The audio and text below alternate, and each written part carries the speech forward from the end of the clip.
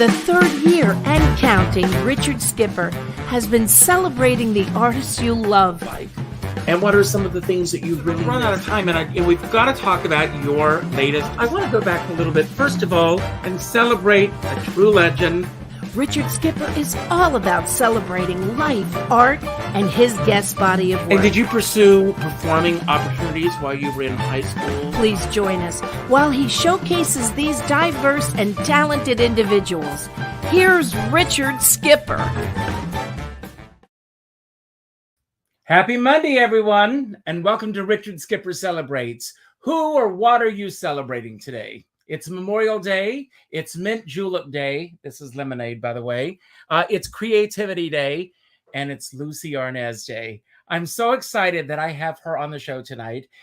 This is an interview, a conversation, if you will, that I've been wanting to have for a long, long time. Of course, we have had conversations many times. David Friedman's Christmas parties over the years. We were supposed to be sitting on an elephant's back earlier this year in Africa. It didn't happen. Yes. Next year. Is it going to happen, Lucy? Are we going to Africa? Yes, next February.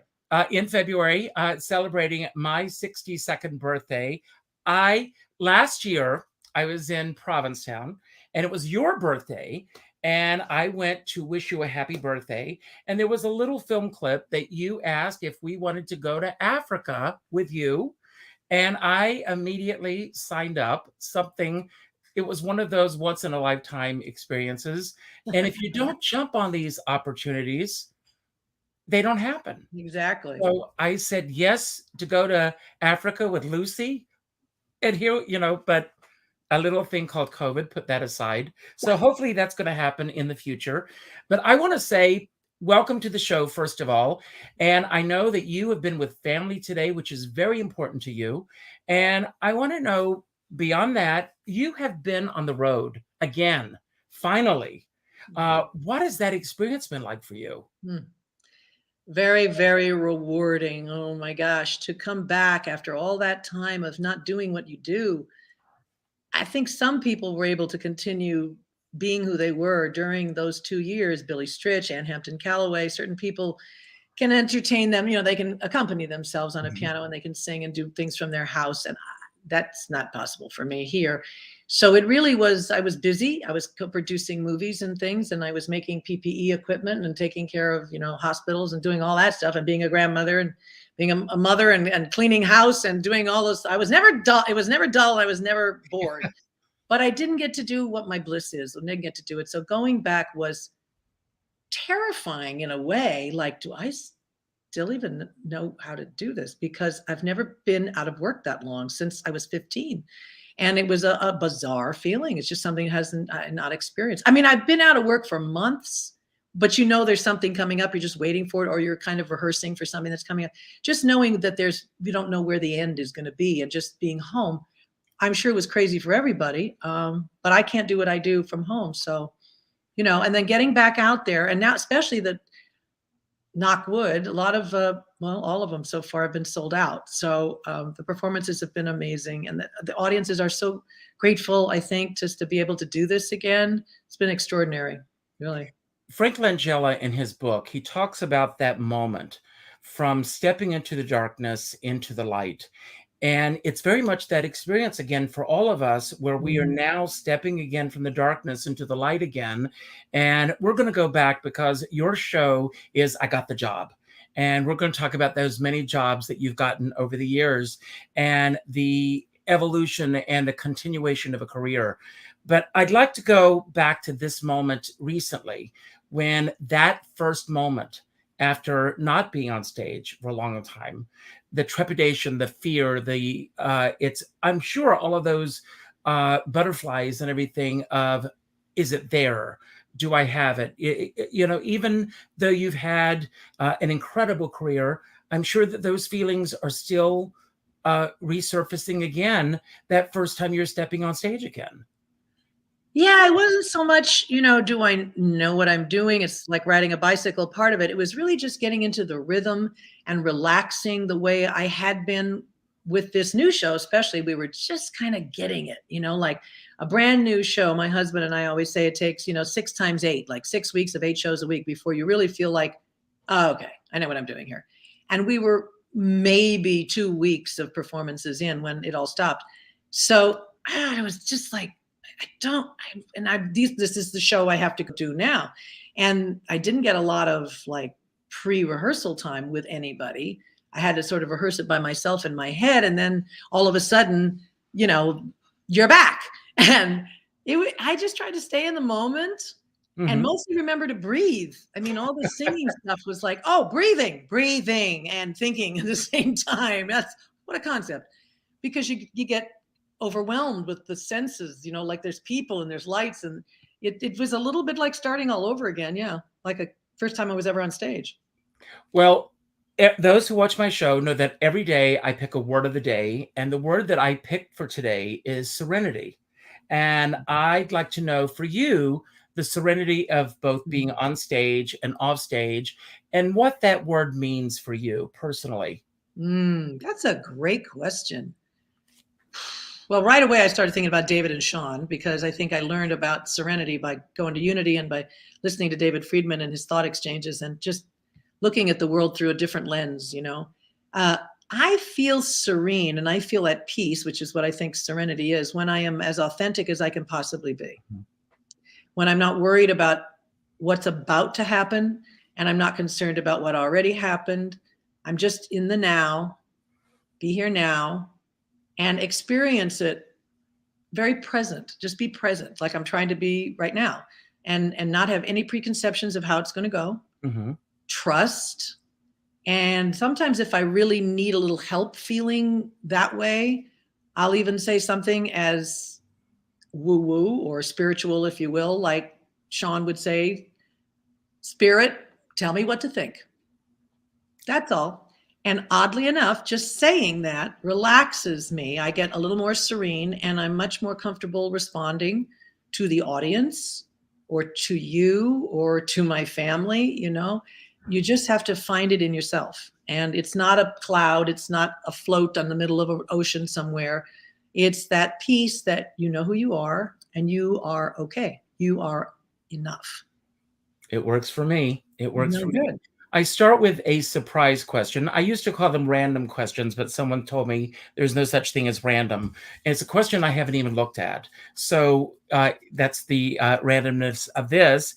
And the question is, what was the last foreign country that you visited? The last foreign country, it was Mexico. It was Mexico. We have a beautiful house on the ocean down there on the Sea of Cortez. And I'm going back in another week to check on it again. And it's heaven on earth. It's talk about serenity. I mean, I can really find myself when I'm there because there are no distractions. Sean and David have been there too. It's just the ocean, the breeze, the palm trees, this beautiful house. There's no TV. There's barely internet. You can't be distracted by your phone and your messages and Facebook and all the things that take up our time all day long. You just are maybe a good book, maybe something you really wanted to, dive into, or just dive into the pool, just. Sounds great. Yeah. So that's the last country. And I like Mexico. I like this part of Mexico. I like Baja a lot. It's the best combination of ocean and desert, Sounds great. Yeah. Lucy, I did ask for a photograph of you at 5 years old. Yes. And the reason I asked for a 5-year-old photograph, to me, the 5-year-old self is the purest self. It's the self before life begins to put layers on you, before teachers start telling you who you should be or who you shouldn't be, and peer pressure and everything. I did a little research and I did find a photograph. So thank you, because you asked me and I didn't have time to go look, but the time you asked, I was like, I went on before we started, and this is the photograph. It may have been a publicity photo. I don't know. At 5? At 5. But here it is. Wow. Here it is. Oh, that's I don't know if that's 5. That's more like well, how do you know that's 5? I don't know. It says 1955. Yeah. That's like 4. That's about more like 4. 4 years old, but Okay. okay, yeah. But That was like my you're first heading off grade to school. I love this. kindergarten.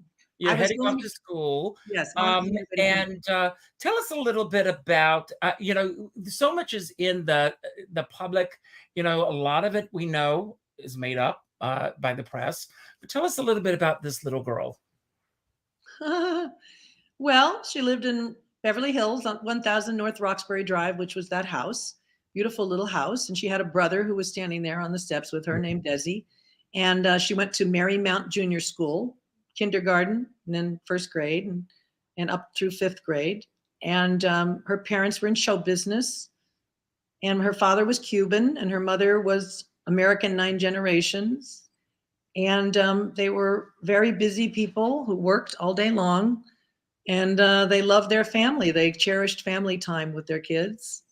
Yeah. And she grew up to like show business too. And then she started acting and singing and dancing and directing and stuff like that. When was the first awareness that you had of the so-called family business? Well, I don't know what you call awareness, the fact or family business, that they were in show business, that they were They were in famous. show business. They were in show. I don't know if I knew what show business was. I mean, awareness. When would that have been? Somebody just asked me that the other day, and I thought, I don't remember the time I remembered. I don't remember the time I knew. It just always was, because, as I said, I grew up. I was born 6 weeks before the show started. Mm-hmm. I Love Lucy, and so it was just always what they did. That's what they did for a living. And then even when that show was not happening or they were divorced, they still were both individually doing that same kind of thing in other venues. So it was just the work that my folks did. I think at some point, maybe the fact that they were so busy that they couldn't do normal things that most other parents would be able to do. Not always that they were so famous they couldn't do it. That was true too sometimes. Like, yeah, she's not going to go school shopping, for your clothes and your notebooks with you, because it would take way too long for all the people that would stop. So my grandmother would go instead. But like my neighbors' kids, their parents always went with them. Mm-hmm. So that was different. I knew that was different. That was odd. And it was because of the work that they did. Call it show business. I don't think I knew there was a name for it at the time. But Lucy, even though you grew up in this world and you were aware, when you became aware that this was that world that you were a part of, there is a spark of something that's there.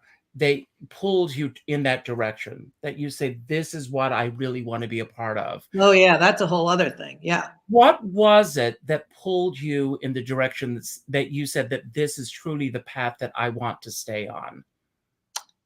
Probably, and I'm not 100% sure of this, but probably the joy that I saw in that world with them, and also with all the people around them.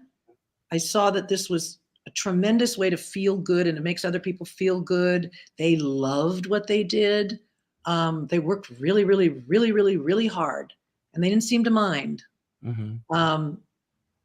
There were things that I had to do that were really, really, really, really hard. Making my bed was hard, or doing my homework was hard. And I didn't have the joy, doing that. So I thought, what is it that they do that makes them so eager to be able to work this hard and long hours, and they just love it, and they make me happy when I watch them do it. And I think subliminally you want to seek that out. How do I get some of that? Where do you find that? Where do they sell that? And then you start joining little clubs, or putting little plays on, or picking your school because it has that, or saying yes to things because it's like that. And for me, it was follow your bliss, as they say. I love that. And Davis Gaines made a wonderful analogy that I quote him a lot on this. And he said, being in this business is like being in a pinball machine. He said, you map out an idea of what you want the career to be. But once you are in the throes of it, you're tossed around like a pinball in this game. And it ends up being the people that you meet, the circumstances that come your way, and just the circumstances, the people, everything that surrounds you. Yeah. As you start on your career path, did you have a master plan in mind, or in terms of the people that you wanted to work with, the career path that you wanted to choose Mm. in the direction that you wanted to choose for Lucie Arnaz?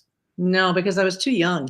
I started so young Yes. that all I did was put one foot in front of the other all the time and sometimes I made choices, like something came up and something else came up and I thought I had to make a decision, sometimes on my own, sometimes with the help of other people in my life. But mostly it was because I started so young. There was no way I had any blueprint for this. I just kept thinking, gee, I hope this continues. This is great. I'm learning. Oh, wow, that was fun. I want to do that again. And oh, I feel I didn't do that well. Let me see if I can learn how to do that better. And it just was one thing after another continuously till now. Really, literally, that's how I live my life now. I still have no blueprint. I have no plan.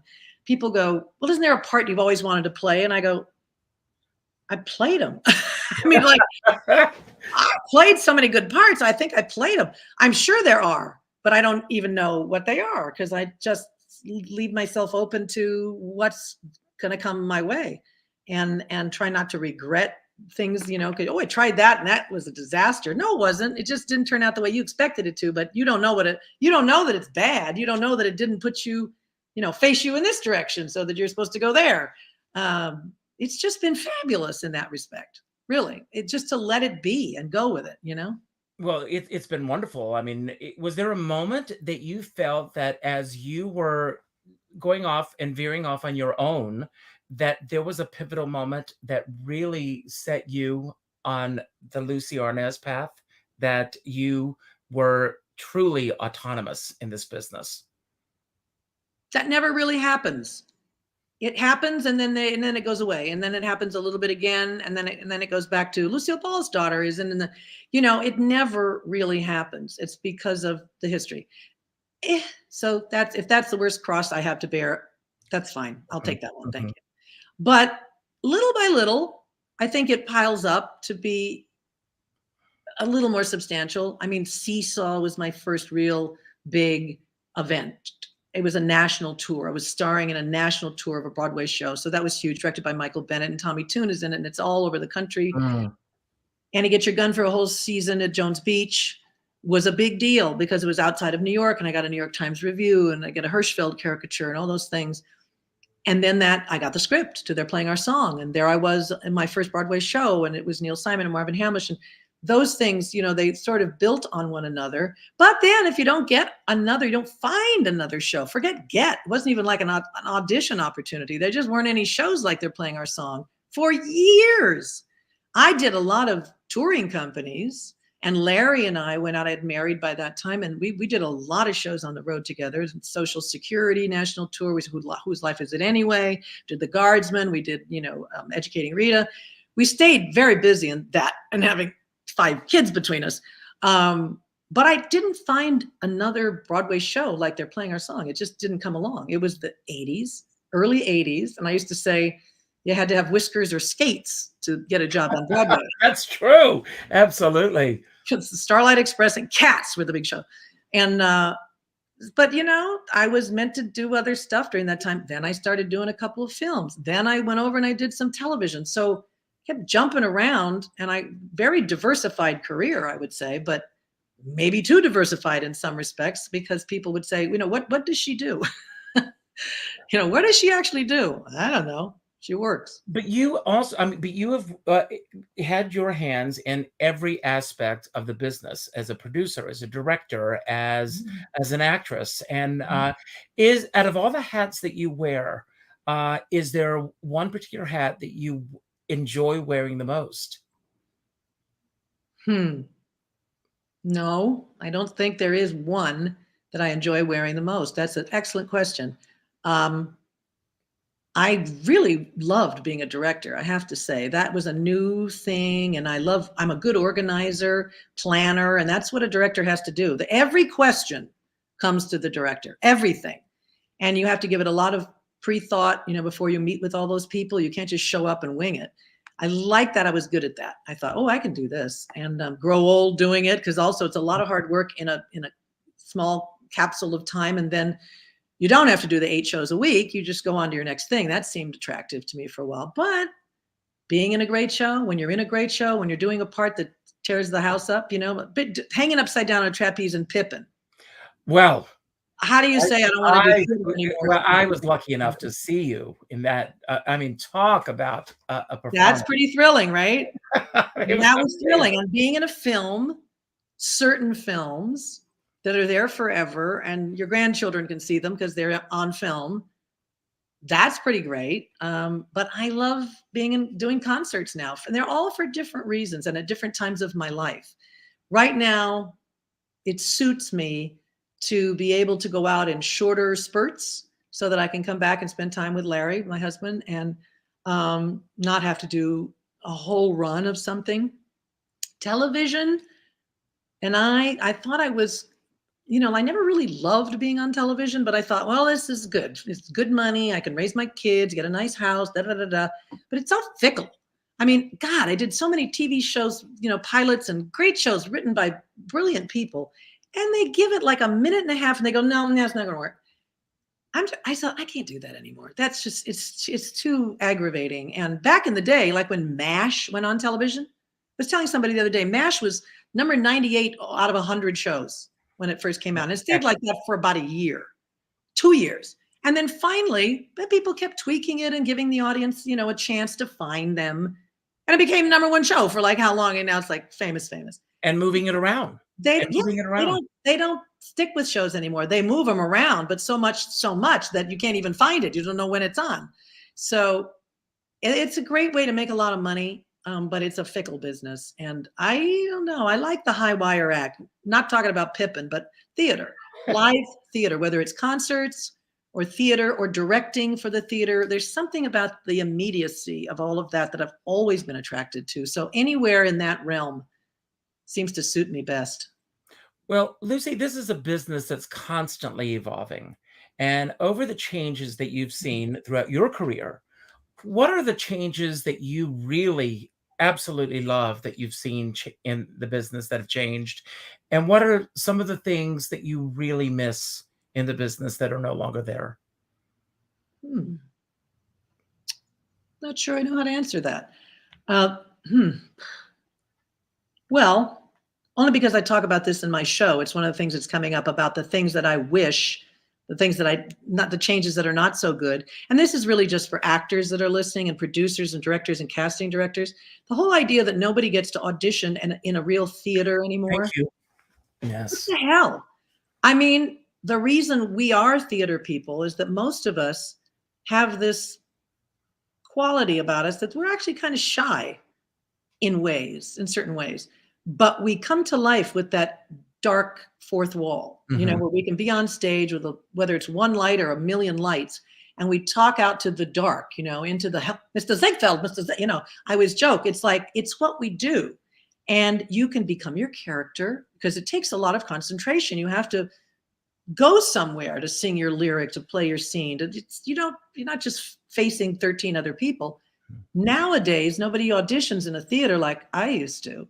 You're in a rehearsal room somewhere with fluorescent lighting and 12, 14 people sitting in front of you behind a table. That's close to you. Most of them on their phones, while you're trying to sing, they're going, it's like, they're not paying any attention.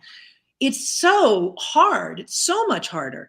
And I think the fact that young people today, older people, whoever has to go in there and do that they can tune that out somehow, miraculously, and do a good audition is just incredible. It's amazing. And I've been on both sides of that table. I have auditioned for people, and I've also been a director and a producer auditioning people. And as an auditioner, it breaks my heart because I beg, can't we just be in a theater?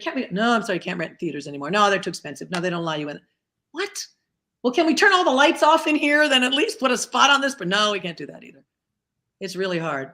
What's better, I guess, is the diversity, that there's a lot of different ways to look at properties these days, and people aren't being, eliminated because they're not tall enough, they're not white enough, they're not whatever, some of that's real good. It's a great way to look at a lot of different works of art. And I think I wish that people took part of me wishes people took theater a little more seriously, like we used to. People used to dress up to come to see live. Oh my God. Yes, absolutely. Because it's a big deal that these people are up there on the high wire act. It's not taped. They're not going to stop and start like they would abuse an audience like crazy if you're taping a television show, right? They keep those people there for 10 hours sometimes. And they do things 13, 14 times. What? We never did that on our show. And I just think it's criminal that they do that. But people come to the theater these days and it's allowed because it's such an economic thing. It doesn't matter. We don't care what you wear. Just pay the, $4,000 for your ticket and show up. But they come in shorts and they have shopping bags from Macy's and they eat their lunch while you're doing your performance. It's a different world. It's like you see people who travel in airplanes today and it's a 5-hour flight and it's cold where they're going and they're in flip-flops and shorts. And I go, what if there's an accident? You and I be in trouble. I agree with you. I totally agree with you. So I don't know. It's progress and it's economically, it's all about economics. Follow the money. It's always about the money. So, I don't know. It's a never changing thing. As you said, it's very fluid and that's a good thing, I suppose, In your show, I Got the Job, you talk about the people along the way that you've worked with, incredible people. And I'd like to talk about some of the people that you've worked without giving away too much of your show. But I'd like to just talk about some of the people along the way. And I'd like you to give a little glimpse of what they gave you, both as an artist and what they gave you as a human being that you've carried throughout your life. And I'll start with Cy Coleman with Seesaw. Cy, God, what a wonderful guy. Your mom with Wildcat, and worked. I guess I've known Cy. I knew him since I was 8.5 years old. That's when she did Wildcat. And I guess I got to know him a little bit then. And then when we did Seesaw together, he sort of remembered me. I barely remembered him. And I had to really work hard to get that part. They, at first I was told I didn't have it. I auditioned and they said, you didn't get it. And I went, no, that's not possible. Because I'm totally that person. So there must be a mistake. Can you imagine the gall? But it was Thanksgiving weekend. I flew to New York. I had auditioned with David Craig, worked on my audition with David Craig for weeks before this. And they had asked me to sing a ballad. And so I worked on a ballad. And I don't know why. Maybe it's because they watched the Here's Lucy show and they saw that I can be big and belt and do comedy and stuff, but they asked for a ballad. So I sang a ballad and I did well. I thought I sang it really, really well. It turns out I did. But I got home to the hotel and several hours later, my agent called and he said, well, unfortunately, you're not going to get it. Why? What happened? I don't know. They went another way. I said, no, you can't tell me. You don't know why. See, I need to know why. So he promised he would call and try to reach somebody. He said, it's Thanksgiving weekend. They're all gone. There's nobody to talk to. I said, please, Eric, you got to call Eric Shepard. You have to call him. So he did. And he got an answer. He tracked down somebody and they said, Cy Coleman said you did a wonderful job, but he's not sure you can belt. I'm sorry, what? So I said, wait, you have to get me another audition. No, that's crazy. They told me to pick a belt. I go nuts. And finally he said, Jesus, okay, blah, blah, blah, blah. So Cy Coleman said, all right, God, all right. Well, Jesus, she wants the part that bad. Said, I'll be out in Los Angeles in 2 weeks. I can listen to her sing that. They were going to wait, right? So I went home to LA and with my singing teacher at the time, I worked up like 5 belt your ass off ballad. And he came over to Harriet Lee, my teacher at the time, came over to her house and sat in the living room and I sang probably everything Ethel Merman's ever sung in her life. And all these and after about the 3rd one, he goes, okay, you can belt, you got the job. Which is, I think, where this poster title comes from, is me going, yes, I got the job. I convinced him, which meant a lot to me. And we just stayed friends forever after that. We wrote a song. I love the fact that you fought for this. I fought for it. Yes. And I was a shy person. I thought, oh no, he's going to think I'm just this spoiled little, I thought, no, I saw the show. I know who that character is, and that's me. Even though I'm not Jewish, I didn't live in New York, but I lived with those people. You know, Gary Morton and his entire family, and Sid Vonda and all these people. So I went, no, I know who this is. I totally know who this is. And then he gave me the part, and I was just thrilled. Later on, years later, you know, we stayed friends. We did all kinds of benefit tributes together. We wrote a song together called She Keeps Getting Better All the Time from my mother's last series, Life with Lucy. Yes. And we were told that she liked it and they were hiring us. And then we were deciding who's going to sing it. We thought we'll go to Mel Torme, and all of a sudden they're recording a song for the theme. And I went, Gary, what? My stepfather, it's Gary, what happened? He said, oh, we saw another song and it was pretty good. Your mom likes it. So Edie Gourmet is doing it. And I went, I have to go back to Cy Coleman and tell him that we're not doing this song and he's been fired. Like, what? Circle. Someday I'm going to put a little show together, all these little funny songs that had ridiculous stories attached to them, like that one. And yeah, so I adored him. One of the kindest, funniest, sweetest men, and one of the best piano players. I mean, forget the music that he wrote. Just watching him at the keys, you know, was just amazing. One of the best in the business. And then Annie Get Your Gun at Jones Beach, they don't do those musicals at that theater anymore. And I used to love to go there to see those musicals. I mean, what was your experience of working on that stage against the elements of the beach and sand and wind and everything else? Well, it wasn't exactly on the beach because it was in the harbor area, like the bay. But yes, there's water. As I say in my show, the sets floated in, you know, on these big pontoon boats. And then there's a sort of a smaller main stage in the front where the orchestra is. And then there's all this water. And then there's this giant stage in the back where a lot of the bigger numbers were done. And they had to be 3 times bigger than they would be on a normal stage because it was very far away. It was 8,000 seats outdoors. And people, you know, have to watch on the main stage, which is why they told us, be careful of your face and don't think nobody's seeing you, because they all have binoculars and they're all looking. I mean, we had fireworks in the show because we could. Because we would do shooting, you know, pull, and we'd shoot the gun and the sky would open up with fireworks. And they wouldn't, I always laughed because some nights we'd be out there in the rain. We'd be singing in the rain because they didn't want to cut, you know, shorten the show. They didn't want to cut the show because of that, unless it was totally pouring, because they'd have to give your money back to your tickets. And so some nights we'd be out there and just slashing through this stuff, you know, and all the hats and the feathers are, you know, hanging down in your face like while you're trying to sing. But I loved every minute of it. I had Harv Presnell as my leading man. I mean, let's just start with that, who was the dearest, funniest person ever, and a great company of actors and singers. And there wasn't a bad apple in the bunch, except unfortunately our director, Richard Barstow, who was a doll, had directed Ringling Brothers, Barnum and Bailey Circus, which is why they hired him for this, I think, because of the spectacle element of this whole thing. He had a stroke like the second day we were in rehearsal, only we didn't know it. They found out like a week later that that's what had happened, but basically he just stopped directing. And he just kind of went, He said, Richard, do you want to rehearse the scene? Should we do this scene? Do you want dancers? And he goes, sure. Wow. So Harv and I ended up having to direct and learn and perform and everything all at once. We had to make decisions along with our wonderful choreographer. Like, what are we going to do? And the producer, Lee Goober, didn't replace him. He just left him doing nothing. And we kept saying, Lee, he's not directing. He's not in charge here. And he went, well, he'll be all right. No, he wasn't all right. He never directed another day. Did you find, how did you figure this out?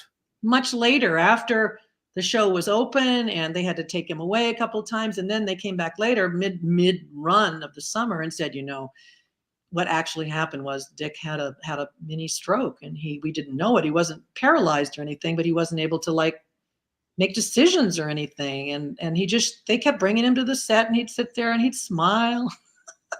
Oh my God. You go, you want to do this? And you go, that's good. Let's do that. God bless him. Talk about the business that there's no business like. And that was the summer I decided, yeah, right? Everything about it is appealing. That's right. Absolutely. Not so much. Oh my God. It was also the summer I decided to quit smoking. I wasn't a huge smoker, but I did smoke since I was like 15. I was 26 then. And I said, I can't be singing in Ethel Merman's keys, because they were outdoors on the water for the whole entire summer. That's crazy cray. And so I decided I'm just going to throw my cigarettes away. And after the show, when I'm done with this show, then if I want to smoke, I'll smoke, right? Well, I never smoked again, because why would you start again if you got through the whole summer? But can you imagine? Anybody says, oh, I couldn't quit smoking because I was so tense.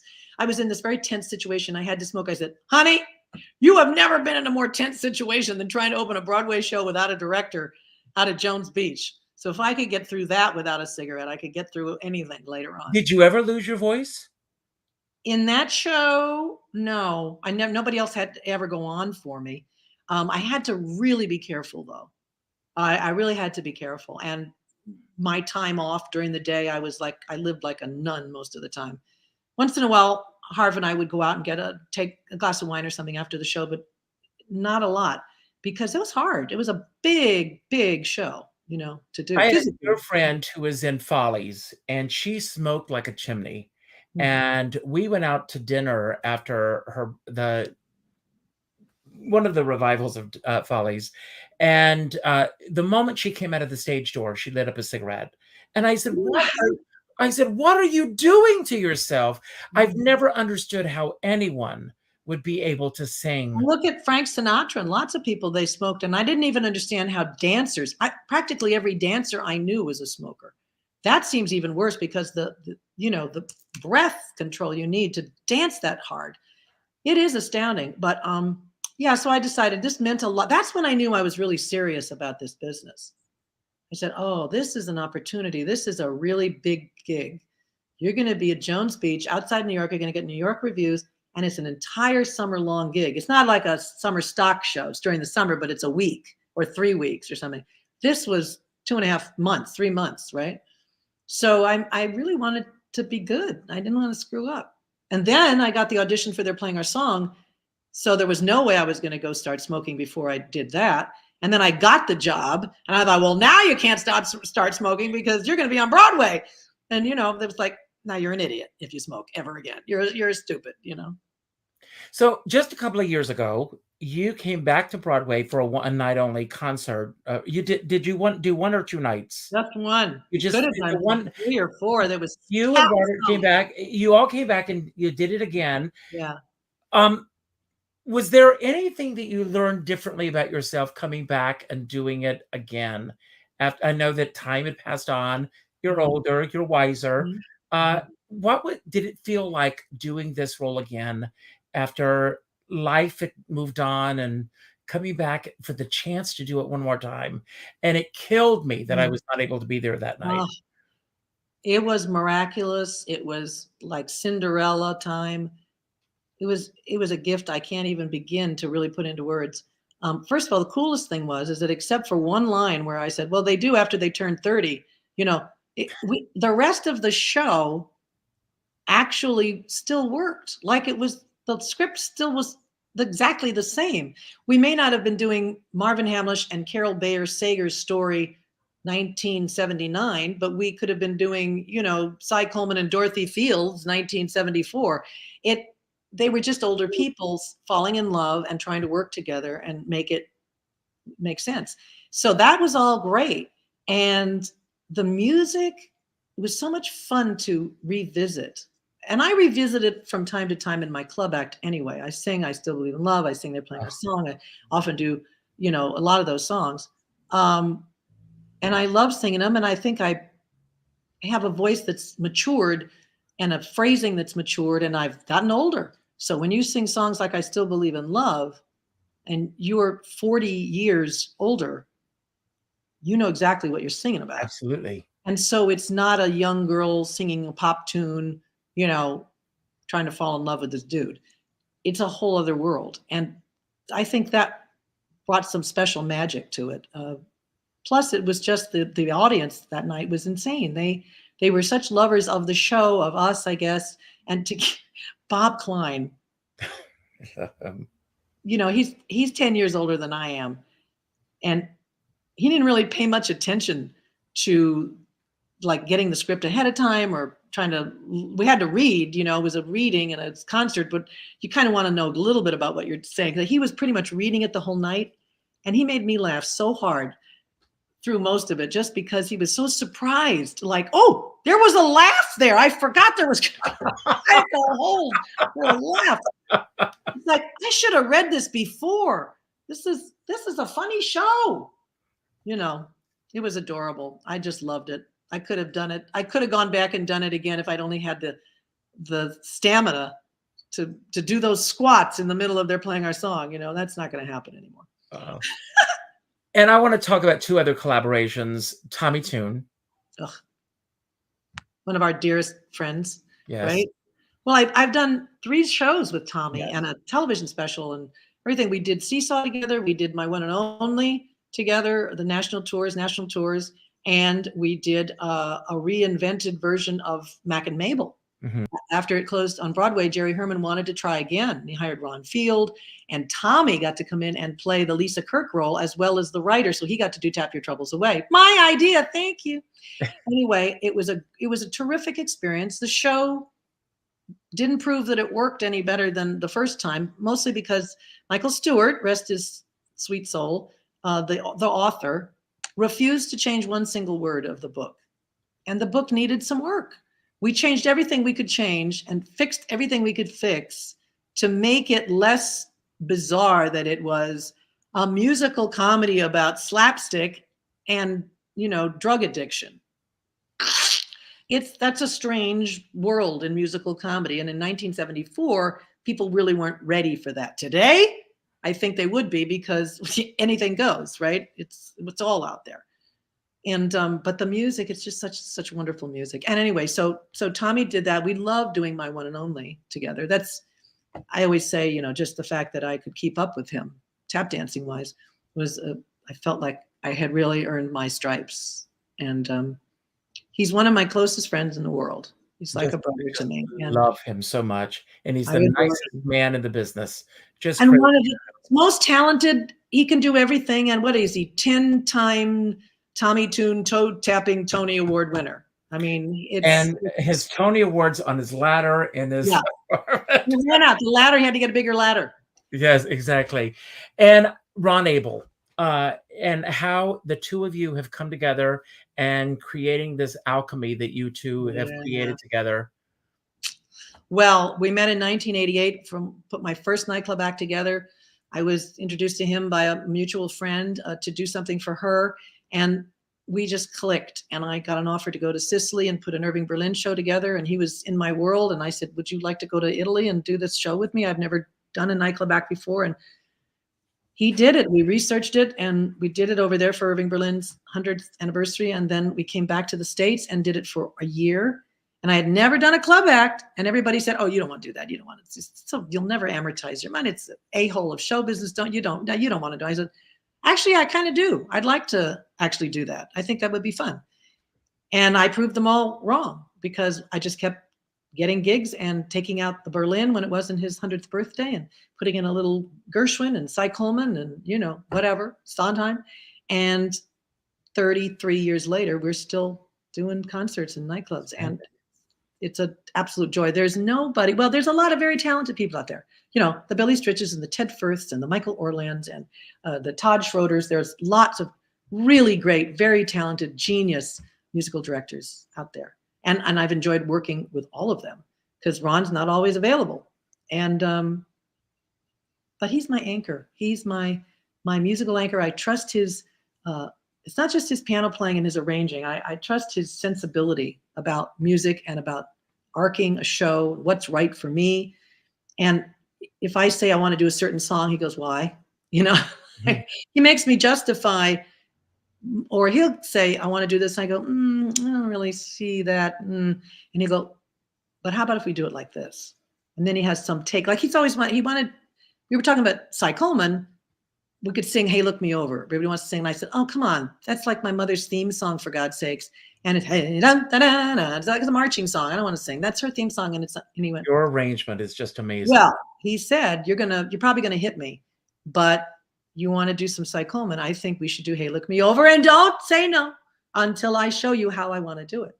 And he played me that arrangement, and now I can't get it out of my show. I mean, I don't do it in this show because it isn't from a show that I did, but it almost is always the closing number in every show I do.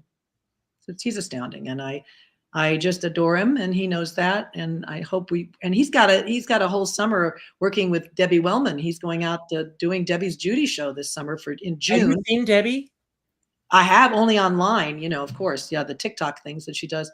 So that's fine, because she's going to be on this show on the 8th, yeah. And then I'm going to Provincetown to see her on the 20th. He'll be there. He's her musical director for this whole June thing, which was fine because most of our dates were in July, and further on in the year we had one date I changed in order to make him able to do that.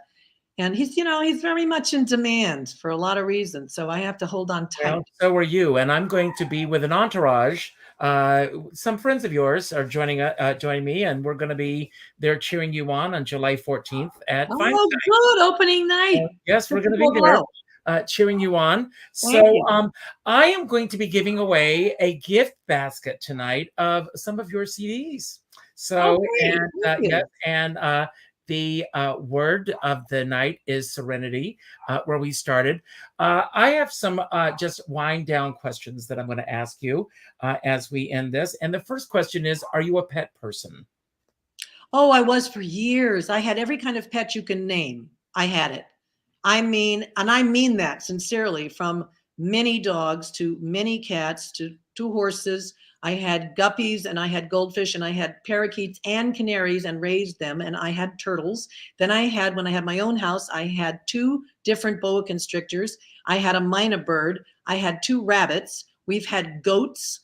Let's see, what else? What have I forgotten? I've had every kind of conceivable thing. Hamsters, gerbils. My son Simon had a flying monkey. I love pets, but after the last one passed away, I went, okay, that's it. I'm done. I don't want to go through that anymore. And I like being spontaneous now. Raising children was enough.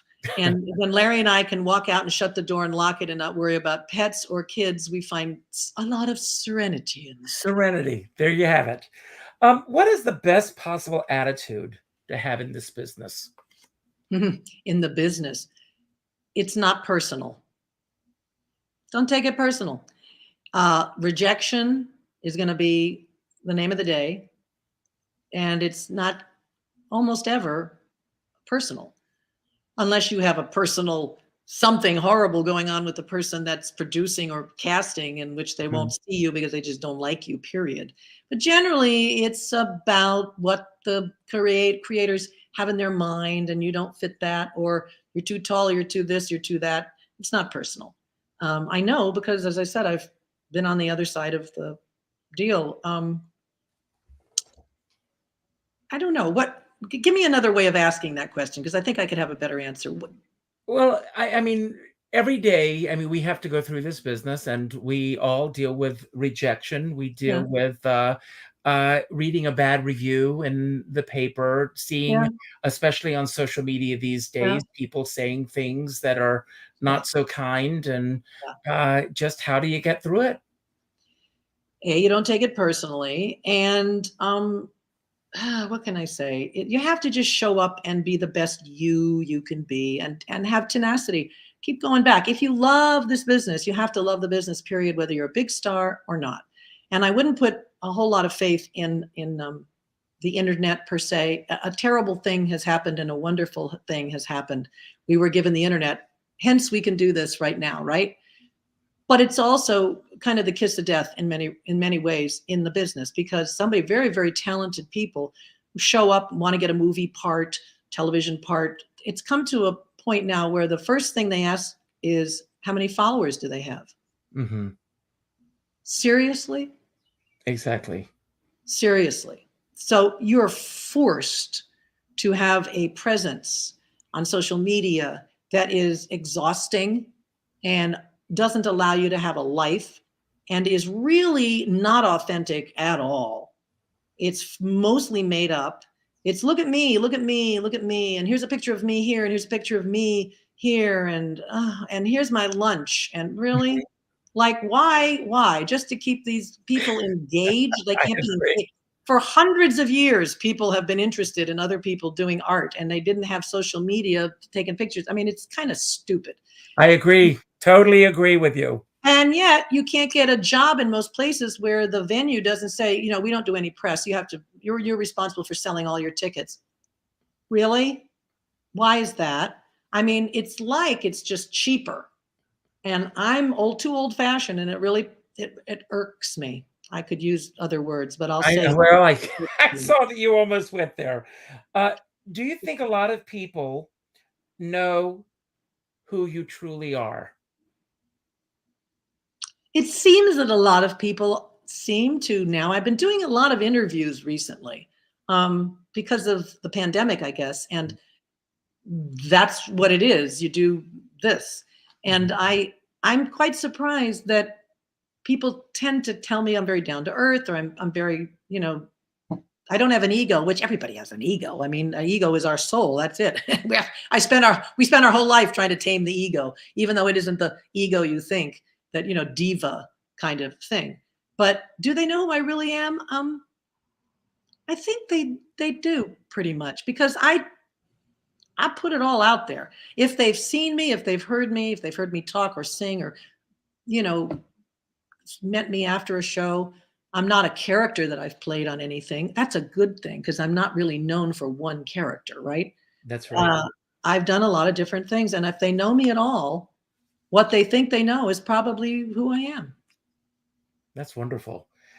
What is the highest high, other than flying on a trapeze and Pippin, that you've experienced in this business? Well, that was pretty much the answer. What gets better than that? What gets better than training yourself how to hang from an acrobat's fingers, without a net and without wires, and be standing up on a trapeze 30 feet from the stage or whatever? That's insane. And I did that. And that, I don't know that I'll ever do anything to equal the thrill of that. But there's the thrill of opening in your first Broadway show. There's the thrill of finishing a 10-minute tap number with Tommy Tune. There's the thrill of being in a film with Laurence Olivier and having that on film for the rest of your life. Because you say, in this business, it's not the highest thing in life, but in this business, working with Michael Bennett, I mean, they're all up there.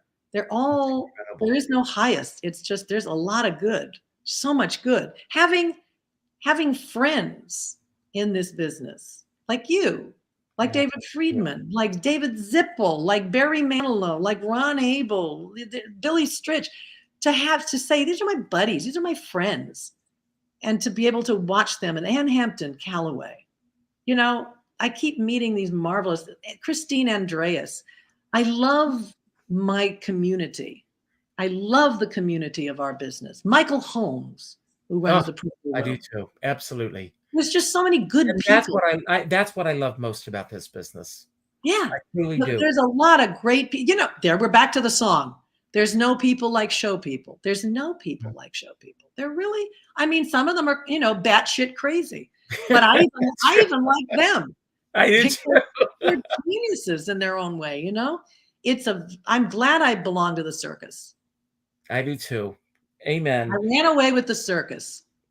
And is there one person in this business that you never worked with that you wish that you could have worked with, either living or that is no longer with us, or someone that you worked with that you wish that you could go back and work with one more time?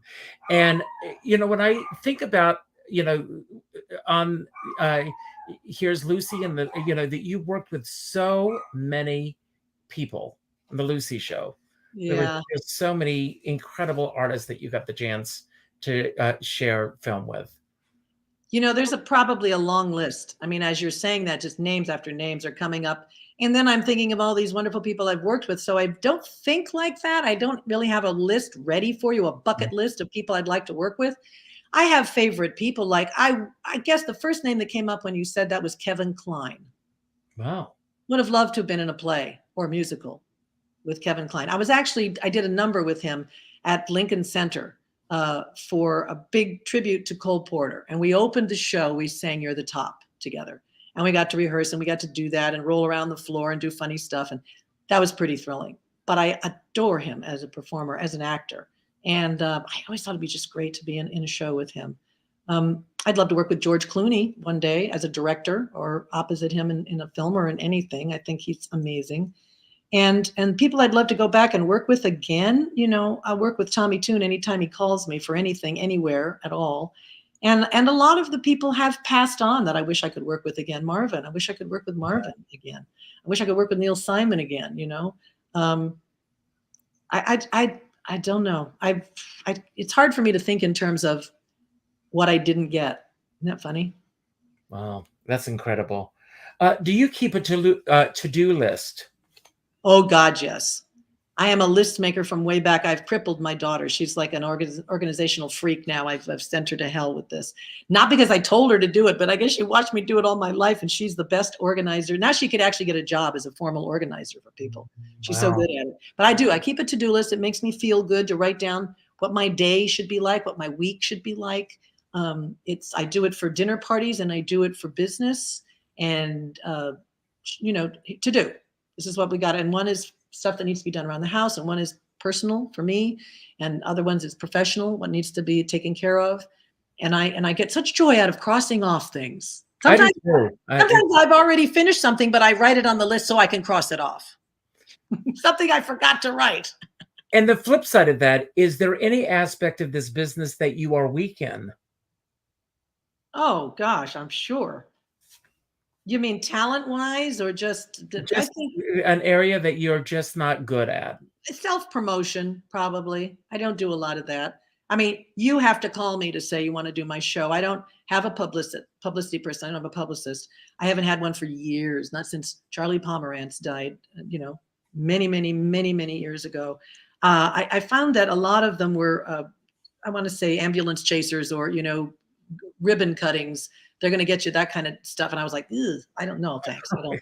So if I'm in something for years, I would say that every show, every movie, every play had a publicist, and they would make sure that the thing you were in got publicized, right? I mean, you were very helpful in that respect for a long time.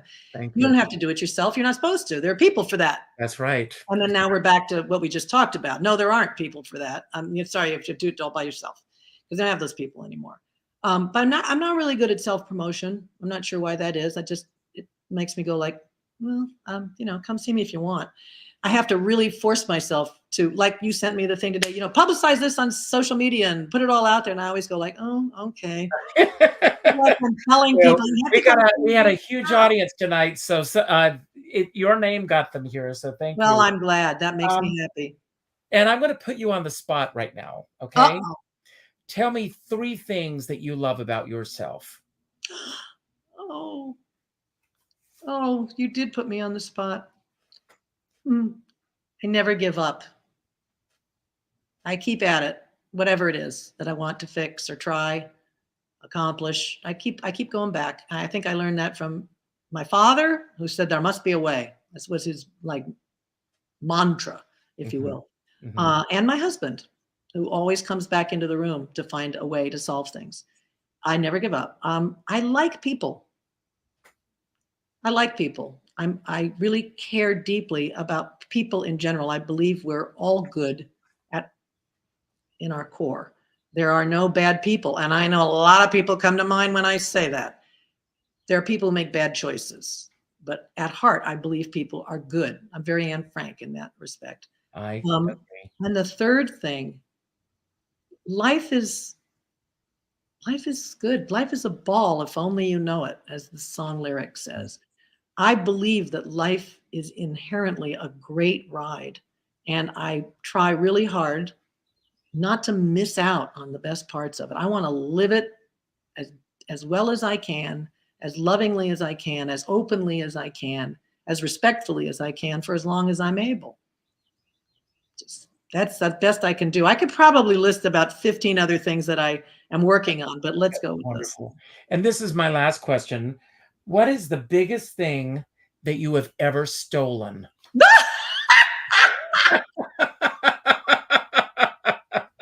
Larry Luckinbill's heart. Ah, great answer. And you've stolen mine too. So anyway, we're going to give away my giveaway tonight.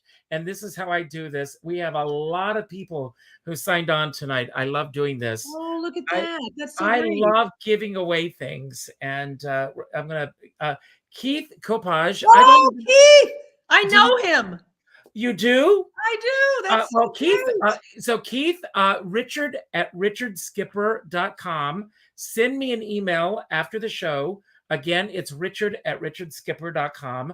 Make sure that I get that so that I will be able to send you my little gift package. Don't go anywhere for a moment, Lucy. I want to thank everybody for being here tonight. You could have been anywhere else. It's Memorial Day. I got a lot of sun today, as you can see. You could have been anywhere tonight, but you chose to be with Lucy and me. And I know that I can speak for Lucy when I say this. We don't take it lightly when you show up. So thank you for being here tonight. If this was your first time here, I hope it will not be your last. Please consider subscribing to my channel. My goal, my mission is to celebrate artists and their body of worth. I'm all about celebrating. There's too much of the other kind of ranting in the world, and that's not what I'm about. I celebrate. If this is your first time here, please consider subscribing. Please leave a comment on YouTube after the show. Let your friends know about the show. And please, I always end the show by telling everyone to go out and do something nice for somebody else without expecting anything in return. Go to your Facebook friends list and reach out to the fifth name that pops up and reach out with a phone call. Not an email message, not a text message, not a private inbox message, but a phone call. And let that person know what they mean to you. I always ended my shows this way. And yesterday I had Joanna Gleason on the show. Oh. And she said, yes, I love her. And she said that after all of her shows, she tells everyone on Sunday night, reach out with a phone call because the week is ending, but it's Monday night. It feels like Sunday. Reach out with a phone call tonight. Lucy and I have a mutual friend, and I quote him at the end of every show, and that's Sean Moniger. And Sean always says, we're all in this together, but we're not in the same boat. And I always say, and he says, you never know what someone else is going through right now. Right. And I always say, but if you're going to go out in a boat, for God's sake, make sure you bring a skipper along. So, Lucy, I'm going to leave the screen. I will be seeing you on the 14th at Feinstein's. Okay. I'm going to give you the final word tonight. Anything you want to say about anything that we talked about tonight that you want to build upon? Anything that we didn't talk about that you wish we had, or just any final message you want to leave everyone with tonight? Don't worry about how to end the show. As soon as you say goodbye, the credits will roll.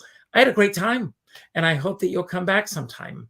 I had a great time too. There was a lot of love here tonight, and I think that's all I would say is try to spread a little love. Be kind to one another. All yours. Thank you, and you've got the final word. Be kind to one another. The world needs a lot of love right now. Let's be nice to each other. That's it. Bye-bye.